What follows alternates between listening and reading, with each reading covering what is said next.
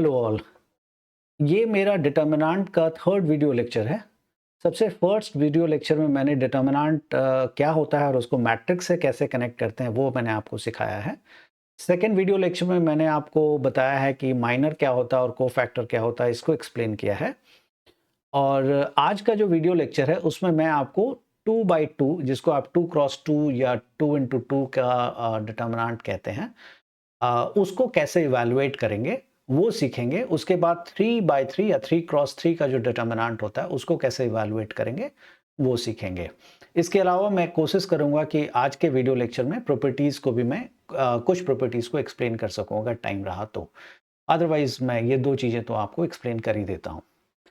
तो देखिए, ये एक डिटर्मिनेंट को एक्सप्लेन करने के लिए सबसे पहले मैंने स्क्वायर मैट्रिक्स लिया है। तो इस स्क्वायर मैट्रिक्स में ये जो ए बी सी डी है हमारे पास, ये सारे के सारे रियल नंबर है। अगर मैं लिख भी देता हूँ इसको, A comma B comma C comma D belongs to capital R, that is real number. Real number को यूजुअली हम लोग ऐसे लिख करके दिखाते हैं। अगर आप बुक में देखेंगे तो बोल्ड लेटर में लिखा रहता है, लेकिन प्रैक्टिकली जब बहुत बार बुक में ऐसा भी लिखा रहता है। बट अगर आप रियल लाइफ में देखेंगे तो बोल्ड लेटर के लिए अगर आप अपने पेन से लिख रहे हैं, मैं तो मार्कर से लिख रहा हूँ या तो मैं इलेक्ट्रॉनिक पेन यूज़ कर रहा हूँ, तो मैं तो उसका बोल्डनेस बढ़ा सकता हूँ, आप नहीं बढ़ा सकते हैं। तो आपको एक ही जगह बार बार ऐसे ऐसे करना पड़ेगा, तब जाके वो बोल्ड होगा। तो इसीलिए रियल नंबर के लिए हम लोग इस तरह का सिंबल यूज़ करते हैं। तो यहाँ पे ए बी सी डी जो है, चार के चारों रियल नंबर है। तो ये एक स्क्वायर मैट्रिक्स है। अब बोला गया इसके कॉरस्पॉन्डिंग एक डिटर्मिनेंट कैलकुलेट, या इसके कॉरस्पॉन्डिंग जो डिटर्मिनेंट होगा या इसकी जो एक वैल्यू होगी, इसकी वैल्यू कब होगी। लेकिन अगर आप मैट्रिक्स अगर आपने पढ़ा है, मैं एक्सपेक्ट करता हूं कि आपने मैट्रिक्स अच्छे से पढ़ा है, तो किसी भी मैट्रिक्स की कोई वैल्यू एज सच नहीं होती। मैट्रिक्स अरेंजमेंट, डेटा को जब अरेंज करते हैं एक स्पेसिफिक फॉर्मेट में, उसी को मैट्रिक्स कहते हैं। तो उसकी कोई वैल्यू नहीं होती है, कि यूनिक वैल्यू नहीं होती है। तो जब मैं बोल रहा हूं इसकी एक यूनिक वैल्यू होगी, इसका क्या मतलब हुआ? इसका मतलब ये हुआ कि अगर एक स्क्वायर मैट्रिक्स को एक मशीन में अगर आप डाल देंगे, मैथमेटिकली बोला जाए तो वो मशीन फंक्शन है। तो अगर मशीन में डाल देंगे, मशीन अपना काम करेगा और काम करने के बाद आपको एक नंबर देगा। वो नंबर 3, 4, 5, 6, 7 कुछ भी हो सकता है, -8, -0.5 कुछ भी हो सकता है, दैट एनी रियल नंबर। तो वो जो रियल नंबर होगा, वो real number determinant of this square matrix कहलाएगा। इस स्क्वायर मैट्रिक्स का वो डिटर्मिनेंट कहलाएगा। तो चलिए मैं इसको सॉल्व करके दिखाता हूं कि अगर आपको इसका डिटर्मिनेंट निकालना हो तो कायदे से आपको क्या करना चाहिए। मैं पेन का कलर चेंज कर लेता हूं। तो आप इसको दो डंडों के बीच में रख देंगे, ए बी सी। कोई ज़रूरी नहीं है, इसके बगैर भी आप कैलकुलेट कर सकते हैं। सबसे पहले ये वाला आप करेंगे, दिस इज द फर्स्ट। इन दोनों को क्रॉस मल्टीप्लाई आप करें, मतलब क्रॉस तरीके से मल्टीप्लाई करेंगे। तो ए मल्टीप्लाई डी माइनस, फिर ये वाला सेकंड है, ये जो मैं 2 लिख रहा हूं इसका मतलब ये सेकंड स्टेप है हमारे पास, multiplied by minus B multiply C. ये जो वैल्यू आप इवैल्यूएट करेंगे, this is what we call it as, इसी को हम लोग डिटर्मिनेंट ऑफ ये वाला स्क्वायर मैट्रिक्स कहते हैं। अगर इस स्क्वायर मैट्रिक्स का नाम अगर हमारे पास ए है, कैपिटल ए, तो इस वाले को हम लोग कहेंगे determinant of A. This is determinant of A. इसी को, ये जो सिंबल आप देख रहे हैं, इसी को हम डिटर्मिनेंट ऑफ ए कहते हैं। मतलब to find out a specific value of a square matrix using a different process, or I should be saying using a function. मतलब एक स्क्वायर मैट्रिक्स को एक फंक्शन में, एक मशीन में डालने के बाद जो एक स्पेसिफिक वैल्यू आती है, उस वैल्यू को हम लोग डिटर्मिनेंट कहते हैं। तो ये तो बहुत ही आप कह सकते हैं कि ABCD के फॉर्म में था। मैं इसको नंबर के फॉर्म में आपको दिखा देता हूं करके, तो ज़्यादा अच्छे से आपको ध्यान रहेगा। बी एक स्क्वायर मैट्रिक्स मैं ले लेता हूँ। इतना लंबा हर बार आपको नहीं करना है, बस मैं अभी स्टार्टिंग में करके दिखा दे रहा हूँ, हर बार आप इतना लंबा नहीं करेंगे। ये बी एक स्क्वायर मैट्रिक्स है, इसके कॉरस्पॉन्डिंग आपको डिटर्मिनेंट चाहिए। तो कैसे निकालेंगे? आप लिखेंगे determinant of b equals to, आप साइन देना चाहें दे, नहीं तो डायरेक्टली भी कर सकते थे, लेकिन चलिए मैं लगा देता हूँ 1 2 3 4। और नेक्स्ट टाइम आप इसको क्या करेंगे, पहले आप इसको मल्टीप्लाई करेंगे, 1 multiply 4 which is equals to 4 minus 2 multiply 3 which is equals to 6। तो जब आप इसको सब्ट्रैक्ट करेंगे तो -2 आ गया। तो डिटर्मिनेंट ऑफ बी इज -2। याद रखिएगा, ये एब्सोल्यूट वैल्यू का साइन नहीं है। एब्सोल्यूट वैल्यू का साइन होता तो ये -2 को हम +2 लिखते। दरअसल में ये एब्सोल्यूट वैल्यू का साइन नहीं है, ये डिटर्मिनेंट का साइन है। इसकी वैल्यू पॉजिटिव या नेगेटिव कोई भी रियल नंबर हो सकती है, इसीलिए -2 इस स्क्वायर मैट्रिक्स का कॉरस्पॉन्डिंग वैल्यू है डिटर्मिनेंट जब हमने इसका निकाला तो। ये अभी भी आपको शायद लंबा लग रहा होगा, कॉम्प्लिकेटेड भी लग रहा होगा। चलिए मैं अब थोड़ा सा छोटा कर देता हूँ इसको। बोला गया है कि आप इसका डिटर्मिनेंट निकाल के दिखाइए, तो आपने लिख दिया 0, 5, 6, 7। बोला इसका डिटर्मिनेंट, तो बहुत सिंपल है। इसका डिटर्मिनेंट जब आप कैलकुलेट करेंगे लिखेंगे डिटर्मिनेंट ऑफ सी, कॉमा लगा देता हूँ। 0 मल्टीप्लाई 7 इज 0 माइनस 6 5 जो 30, so which is equals to minus of 30। So minus 30 is सी का डिटर्मिनेंट, आप इसको लिख सकते हैं determinant of c is equals to minus 30।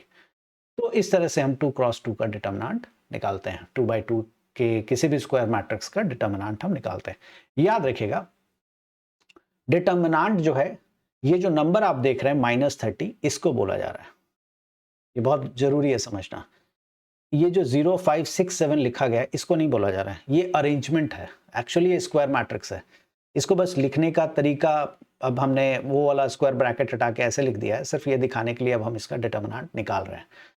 लेकिन एक्चुअली में ये जो -30 है, this is what the determinant is. यही डिटर्मिनेंट है इस पूरे स्क्वायर मैट्रिक्स का, ये ध्यान में रखिएगा। ये डिटर्मिनेंट नहीं है, ये लिखने का तरीका है।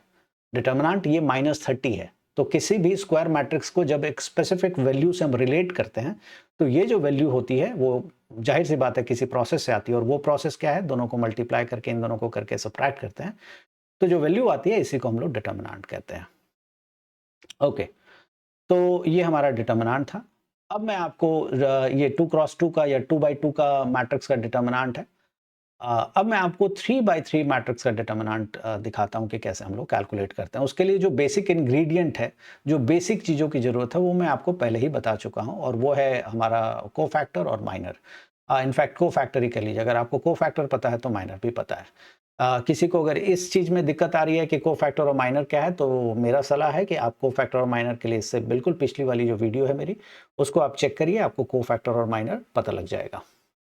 तो चलिए मैं एक 3/3 का एक मैट्रिक्स ले लेता हूँ, स्क्वायर मैट्रिक्स ले लेता हूँ, और फिर मैं उसका डिटर्मिनेंट आपको निकाल के दिखाता हूँ कि कैसे उसका हम लोग डिटर्मिनेंट कैलकुलेट करेंगे। तो मैं अब डायरेक्टली ऐसे लिख ले रहा हूँ, है ना।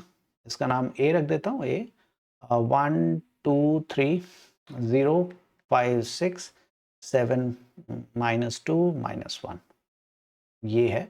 बोला इस पूरे का डिटर्मिनेंट, मेरा जो डंडा है, वो जो साइड में जो ऐसे करके डंडा लगाया है मैंने, वो टेढ़ा मेढ़ा हो सकता है, तो वो आप उसको समझ सकते हैं ये चीज़।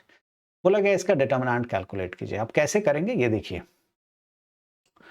तो एक तो जो अभी मैं बता रहा हूँ, ये इस पूरे प्रोसेस को एक्सपेंशन बोलेंगे।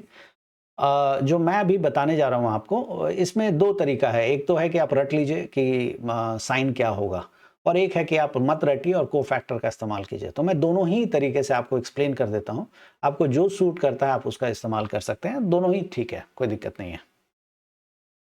सो determinant of A equals to, सबसे पहले आप कोई भी एक रो या एक कॉलम को चुन लीजिएगा। इन सब के बारे में मैं एक्सप्लेन करूंगा, सबके बारे में धीरे धीरे एक्सप्लेन करूंगा, आप समझते चले जाएंगे।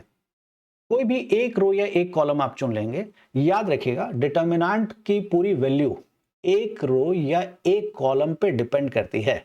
मेरी इन बातों को मार्क कर लीजिएगा इन्वर्टेड कॉमा में। पूरे अगर किसी भी स्क्वायर मैट्रिक्स की अगर आप वैल्यू निकाल रहे हो, एक और इंपॉर्टेंट बात है यहाँ पे, डिटर्मिनेंट अगर आप कभी भी निकालते हैं तो वो किसी रैंडम मैट्रिक्स का नहीं निकलता है, वो स्क्वायर मैट्रिक्स का ही निकलना चाहिए। मतलब अगर ये 3x3 का मैट्रिक्स है तभी इसके डिटर्मिनेंट की बात हो सकती है। अगर ये 3x2 का मैट्रिक्स होता तो उसके डिटर्मिनेंट की बात नहीं होती। बची हुई चीजें और जो हम कर सकते हैं वो हम बाद में देखेंगे, लेकिन डिटर्मिनेंट उसका नहीं निकलेगा। 2x3 है, डिटर्मिनेंट नहीं निकलेगा। 1x1 है, उसका डिटर्मिनेंट निकलेगा, और उसका डिटर्मिनेंट वो जो एलिमेंट है वो खुद ही है। जैसे अगर आपके पास यहाँ पे एक है 1 और इसका नाम रखा गया सी, बोला गया कि क्या डिटर्मिनेंट ऑफ सी निकाला जा सकता है? बिल्कुल निकाला जा सकता है, और वो 1 ही है। ठीक है, तो ये ध्यान रखिएगा। तो डिटर्मिनेंट हमेशा स्क्वायर मैट्रिक्स का निकलता है। कैसे निकालेंगे वो मैं आपको एक्सप्लेन कर रहा हूं। आप कोई भी एक रो या एक कॉलम आप चुन लीजिएगा, कोई भी, दैट्स योर चॉइस। आपको जो श्रद्धा हो आप उसको चुन सकते हैं, आपकी मर्जी है। तो मैं फिलहाल फर्स्ट रो के अलोंग एक्सपेंशन करता हूं, तो मैं इसका कलर चेंज कर लेता हूं, एक्सपैंडिंग अलोंग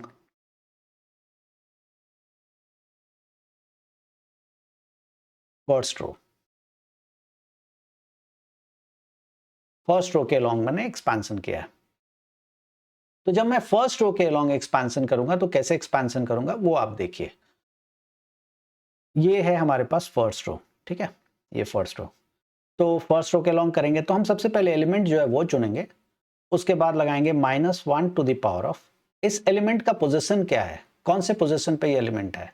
इस एलिमेंट का पोजीशन है फर्स्ट रो फर्स्ट कॉलम।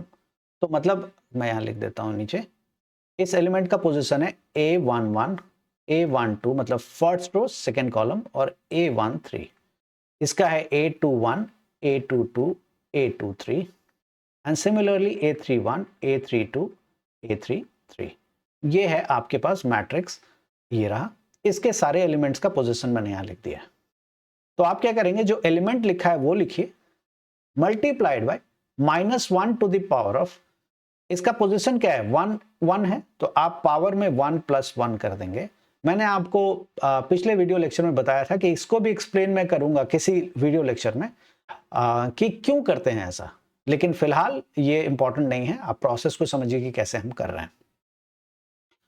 और इसके बाद ये क्या करता है, ये जो अभी हम निकाल रहे हैं, ये अगर आप मेरे पिछले वीडियो को देखेंगे तो आपको दिख जाएगा कि इसी को हम लोग दरअसल, ये जो प्रोसेस है इसी को कोफैक्टर कहते हैं।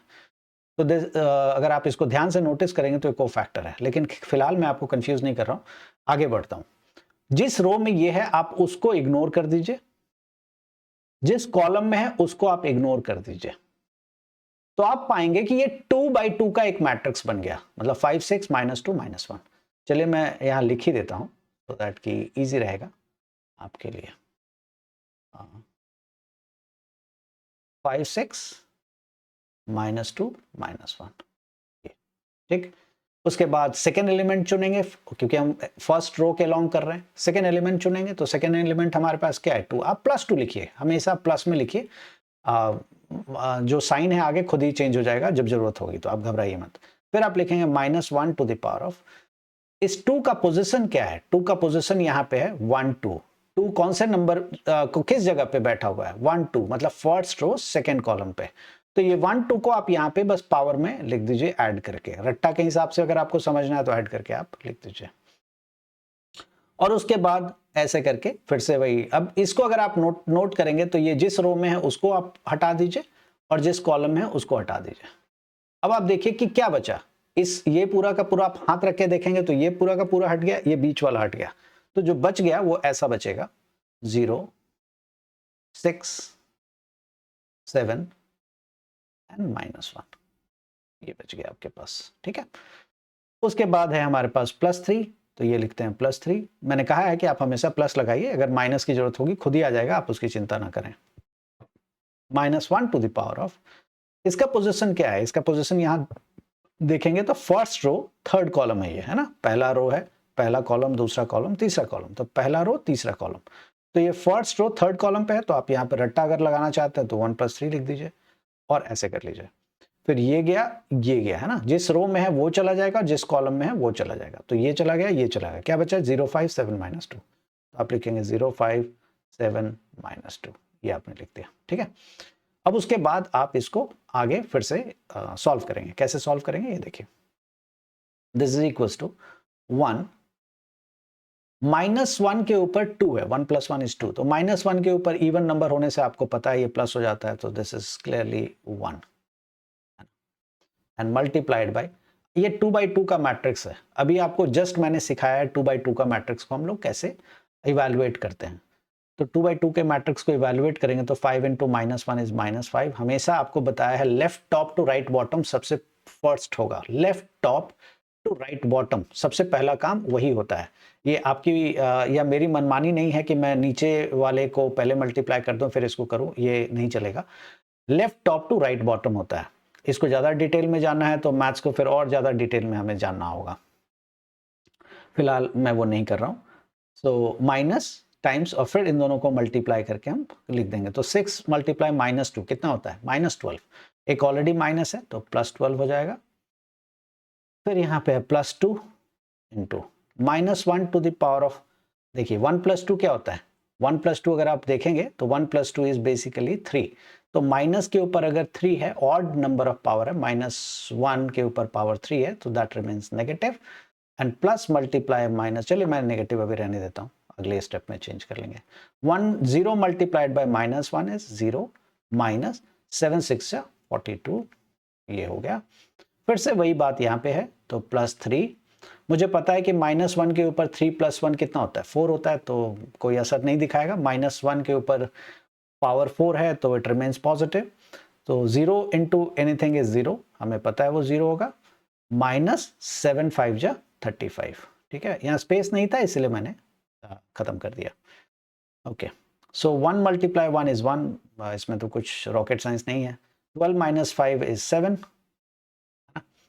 ये है -2 into 0 into -2 is -42, sorry, this is -42, and this is 3 into -35 is minus, आप जानते हैं 35 multiplied by 3 क्या होता है, 105, 30 into 3 is 90, and that is that's basic multiplication, that is 105।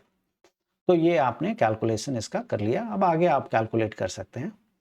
So 7 plus 42 into 2 is 84, minus 105. Now let's calculate. आप जानते हैं 7 plus 84 कितना हो जाएगा, that is 91, minus 105, which is equals to 9 and 5 is 14, so minus of 14. This is determinant of, अगर उसका नाम मैंने कुछ रखा है तो इसका नाम मैंने A रखा है, yes, तो उसका नाम अगर आप देखेंगे तो A है, so this is determinant of A. Just give me a second. Yes, that's A. So this is determinant of A. So determinant of A is equals to minus of 14. तो ये था डिटर्मिनेंट 3/3 का हम कैसे calculate करते हैं उसको मैंने दिखाया है। मैं एक और लेता हूँ सो दैट कि आप और अच्छे से देख पाएँ और समझ भी पाएँ। तो उसके लिए मैं एक और आपको करके दिखा देता हूँ, आप देखिए। रैंडमली मैं कोई भी ले लेता हूँ एक, आप या फिर अगर आपको लगता है कि कोई एक नंबर लेना चाहिए मैं वो ले लेता हूँ। सो लेट्स, अभी मैं ये साइन नहीं लगाता हूँ, स्क्वायर ब्रैकेट नहीं लगाता हूँ, अननेसेसरी एक और स्टेप बढ़ जाता है। तो मैं सिंपली रख लेता हूँ, किसी के दिमाग में 1 -2 -3 4 -5 2 -1 3 एंड दिस इज -4। ये एक स्क्वायर मैट्रिक्स ले लिया मैंने। अब इसका मुझे इवैल्यूएट करना है। इस बार बोला गया है कि आप इसको इवैल्यूएट कीजिए कॉलम के लॉन्ग। आपसे बोल दिया गया है कि आप इसको एक्सपैंड तो करिए, इसकी वैल्यू निकालिए। यहाँ पे जो ये आपने देखा है ना अभी, ये जो -14 है, ये इस पूरे स्क्वायर मैट्रिक्स या फिर आप कहिए इस पूरे डिटर्मिनेंट की वैल्यू है हमारे पास -14। और ये जो हम लिखते हैं ना एक्सपैंडिंग अलोंग R1, सिर्फ हम ये बता रहे होते हैं कि हम R1 के रो 1 के अलोंग एक्सपेंशन कर रहे हैं, कि वो एक्सपेंशन करके हम वैल्यू निकाल रहे हैं। तो वैल्यू निकालने का एक तरीका एक्सपेंशन है, जो कि सबसे इंपॉर्टेंट एंड फॉरमोस्ट तरीका है। इसके अलावा जो भी तरीके होंगे सब इसी के ऊपर आधारित होंगे, सब इसी के ऊपर बेस्ड होंगे। अगर आपको कभी लगता है कि नहीं नहीं ये इसके ऊपर आधारित, सारे जो भी तरीके होंगे सब इसी के ऊपर आधारित होंगे, इसी को तोड़ मरोड़ करके अलग अलग तरीके से रख दिया गया है, लेकिन सब के सब एक्सपेंशन के अलोंग ही एक्सपेंशन वाले तरीके से ही गुजरेगा। वो तरीका मैं आपको बाद में दिखाऊंगा कि एक स्टार मेथड में फॉलो कर लेता हूं, कोई कुछ और फॉलो कर लेता है, तो सारी चीजें ठीक है, सब अपनी जगह ठीक है, लेकिन अगर आप ध्यान देंगे तो सब दरअसल में इसी को ध्यान में रख के अलग अलग तरीके से उसको सॉल्व कर दिया गया है। तो ये जो आप देख रहे हैं यहाँ पे -14, ये दरअसल में -14 जो है वो इस पूरे डिटर्मिनेंट की वैल्यू है। ठीक है, अब एक्सपेंशन आप जिस कॉलम से कर लीजिए, ये भी देखने की चीज होगी, ये मैं आपको दिखाऊंगा। तो चलिए, अब आपको बोला गया है कि यहाँ पे इस डिटर्मिनेंट की वैल्यू निकालिए, लेकिन एक्सपेंशन जो है इस बार आपकी श्रद्धा है, आप चलिए जैसे चाहे आप एक्सपेंशन कर लीजिए। तो चलिए मैं इस बार क्या करता हूँ, फिर से R1 के लॉन्ग एक्सपेंशन करता हूँ, ठीक है, और मैं आपको दिखाता हूँ कि कैसे बदलाव आता है। तो एक्सपैंडिंग अलोंग लॉन्ग R1, ठीक है, R1 के लॉन्ग एक्सपेंशन करता हूँ मैं इसको। तो कैसे करेंगे? सबसे पहले 1 जो एलिमेंट लिखा हुआ वो लिख लेते हैं, फिर लिखेंगे हम -1 टू द पावर ऑफ, इसका पोजीशन क्या है, अगर आप साइड में लिखना चाहें तो आप लिख सकते हैं। अगर आप A11 नहीं लिखना चाहते हैं, 11 लिख लीजिए, 12 लिख लीजिए, 13 लिख लीजिए, 21 लिख लीजिए, 22 लिख लीजिए, 23 लिख लीजिए, 31, 32, 33 आप ये भी लिख सकते हैं। एक ही बात है, मकसद हमारा सिर्फ समझना होता है कि किस पोजीशन पे है। तो ये है A11 मतलब पहला रो और पहला कॉलम के पोजीशन पे है, तो ये रहा पहला रो पहला कॉलम। तो हम लिख देंगे 1 + 1, ठीक है। बहुतों के मन में आ रहा होगा कि इतना लंबा आप क्यों कर रहे हैं, तो याद रखिएगा ये आपको लंबा लग सकता है, बहुत बच्चों को यही चीज 2 बार 3 बार करने के बाद वो समझ पाते हैं। तो सिर्फ अपने ही चश्मे से चीजों को मत देखने की कोशिश कीजिए, दूसरों को भी मौका दीजिए। एनीवे तो हम आगे बढ़ते हैं। इसको अब जिस रो में ये है उसको इग्नोर कर देंगे और जिस कॉलम में है उसको इग्नोर कर देंगे। अब जो बच गया है वो ये है हमारे पास, आप देख सकते हैं। अब मैं दोबारा मैट्रिक्स नहीं लिखूंगा क्योंकि लंबा हो जाता है, लेकिन ये तो आप समझ पा रहे हैं कि ये वाली चीज हमारी बच जाएगी, -5, 2, 3 एंड -4। तो हम इसी को सबसे पहले आपस में मल्टीप्लाई करेंगे। यहाँ मैं मार्क नहीं कर रहा हूँ क्योंकि अगर मैं मार्क करूंगा तो नेक्स्ट टाइम में फिर दिक्कत होगी, कंफ्यूजन होगी बार बार आपको। तो -5 × -4 इज 20, -3 × 2 6। अब फिर दूसरा एलिमेंट हमारे पास -2, तो जो एलिमेंट आप वही लिखिए। फिर -1 टू द पावर ऑफ, इसका पोजीशन क्या है, इसका पोजीशन है 1 2, तो आप यहाँ पे -1 के ऊपर पावर में 1 + 2 कर दीजिए और फिर ये रो चला जाएगा, ये कॉलम गायब हो जाएगा। तो अब क्या बच गया देखिए, 4 2 -1 -4, तो 4 × -4 क्या हुआ, -16 minus 2 multiplied by -1 is -2. So clearly minus of -2 is +2. अब फिर यहाँ पे -3, -3 का पोजीशन क्या है, 1 3, तो -1 टू द पावर ऑफ 1 + 3, 1 + 3। देखते हैं जिस रो में है वो छूट जाएगा, जिस कॉलम में है वो छूट जाएगा। फिर देखो 2 × 2 का मैट्रिक्स बच गया, तो 4 × 3 is 12 माइनस -1 × -5 इज +5 और ऑलरेडी एक माइनस है हमारे पास, तो दिस इज +5। ठीक है, अब इसको हम लोग सॉल्व करेंगे। बेसिक एडिशन मल्टीप्लिकेशन है, तो 1 × माइनस के ऊपर इवन पावर है विच इज प्लस, तो 1 ही रह जाएगा। 20 - 6 इज कितना हो जाता है, 14, तो 14 आपने लिख लिया। -2, फिर -1 के ऊपर ऑड पावर है, 1 + 2 3 होता है जो कि ऑड नंबर है, तो माइनस के ऊपर अगर ऑड पावर हो तो नेगेटिव रह जाता है, तो negative × negative is positive. -16 + 2 is -14। अब -3, ये -3 जैसा लिखा है वैसे लिखा है मैंने। -1 के ऊपर 1 + 3 कितना होता है, 1 + 3 इज 4। तो आपको पता है माइनस के ऊपर अगर पावर पॉजिटिव हो या फिर सॉरी इवन नंबर हो तो वो पॉजिटिव बन जाता है, तो ये -3 जैसा है वैसे रहा। 12 - 5 इज 7। ठीक है, बेसिक मल्टीप्लिकेशन एडिशन है तो हम कर लेते हैं। 14 रह जाएगा ये एंड -28 है ना, 2 × 14 is minus and minus of 21।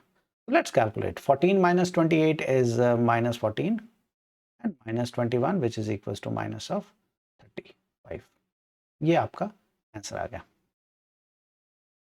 इसी को हम कहेंगे जब आपने इवेलुएट किया तो इसकी वैल्यू आ गई -35, तो इसी को मैं लिख देता हूँ, determinant of a is equals to -35, right.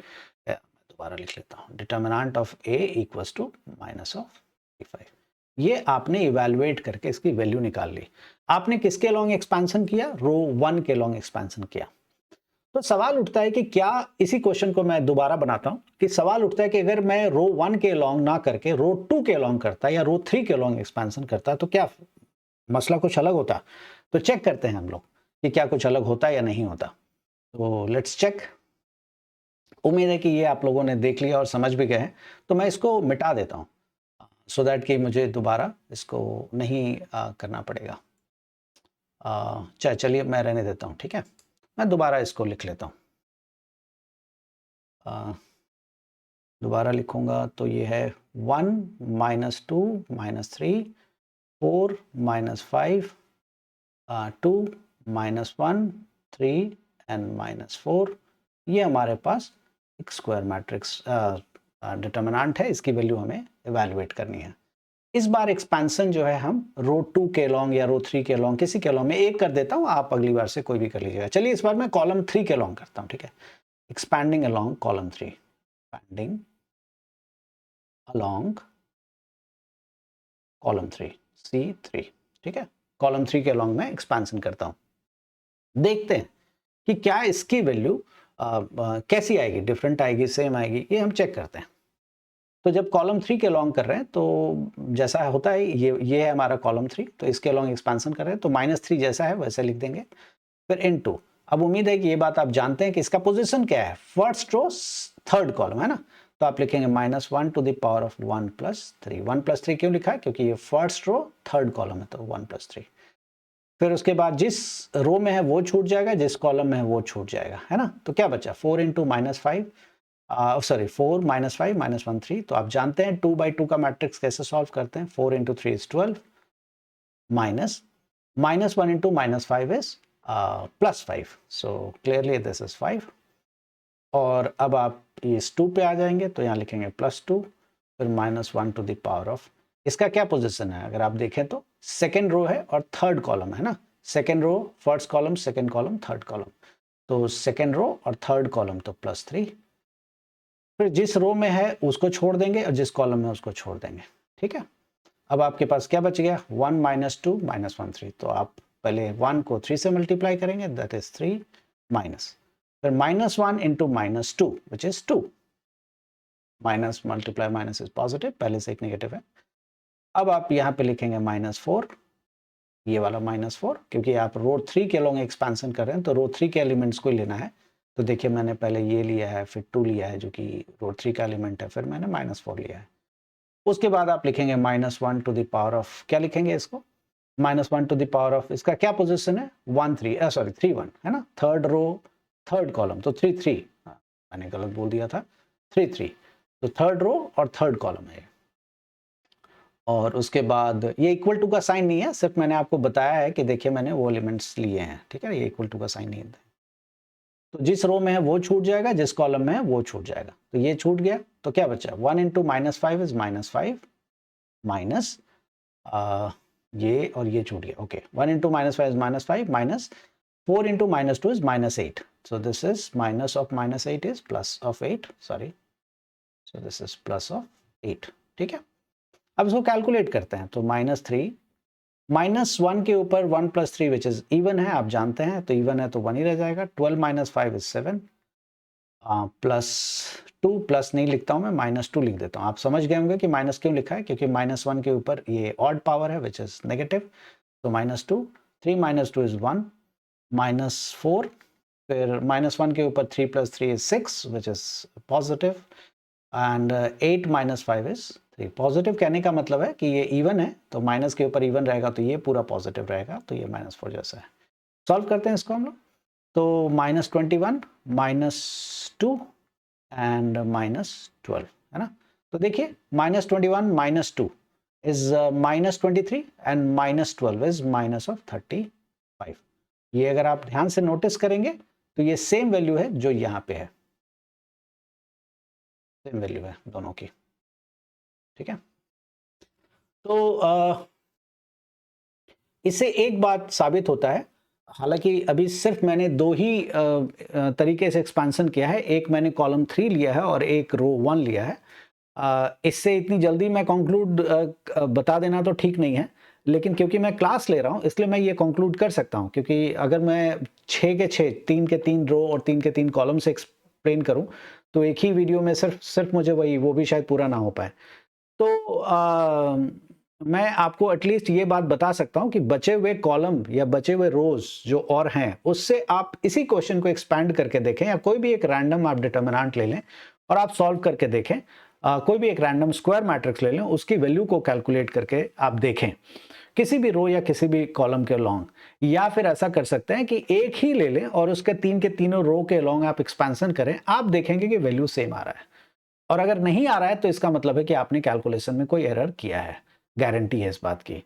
तो ये दरअसल में इस बात को कंक्लूड करता है कि किसी भी रो या किसी भी कॉलम के अलोंग अगर हम डिटर्मिनेंट की वैल्यू को इवैल्यूएट करें तो वैल्यू में कोई बदलाव नहीं आता है। मैं रिपीट करता हूँ, एक अगर स्क्वायर मैट्रिक्स है, या चलिए मैं दूसरे तरीके से बोल देता हूँ, अगर एक डिटर्मिनेंट है आपके पास 3x3 का, और आप कोई भी रो किसी भी रो को ध्यान में रख के एक्सपेंशन करें, या किसी भी कॉलम को लेकर के अगर आप एक्सपेंशन करें, तो जो वैल्यू आप पाएंगे या जो इवैल्यूएट करके जो वैल्यू निकलेगी, जैसे इस केस में मेरे पास -35 निकल रहा है, तो इस तरह की जो वैल्यू निकलेगी वो हमेशा सेम पाएंगे आप।